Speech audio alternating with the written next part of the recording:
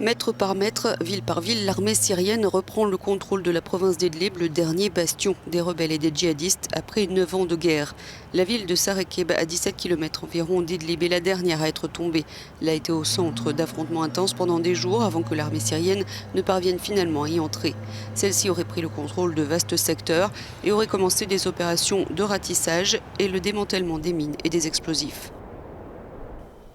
Alors que le régime d'Al-Assad gagne du terrain, les habitants affluent en Turquie dans l'espoir d'échapper aux bombes et aux balles. De longues files de voitures, des familles à bord attendent leur tour pour traverser. L'offensive syrienne dans le nord-ouest a conduit à une crise humanitaire. Plus de 580 000 civils ont fui leur maison depuis le début du mois de décembre et plus de 300 civils ont été tués selon l'Observatoire syrien des droits de l'homme, 17 dans la seule journée d'hier. Mais à Binish, à 8 km environ au nord-est d'Idlib, des rebelles résistés se réorganisent.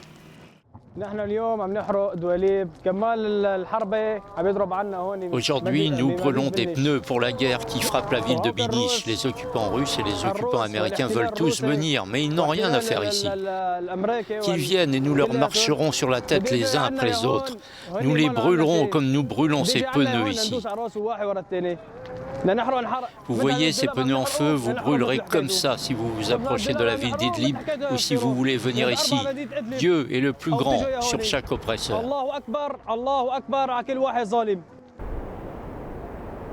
Sur le plan diplomatique, la tension monte entre Ankara, qui soutient les rebelles, et Moscou, qui soutient Damas. La Turquie a envoyé de nouveaux renforts jeudi et a menacé d'utiliser la force pour contraindre les troupes syriennes à battre en retraite d'ici la fin du mois. La Russie se dit préoccupée par les groupes d'insurgés à Idlib et leur activité continue. À l'ONU, les Occidentaux ont condamné un carnage et appelé à faire taire les armes.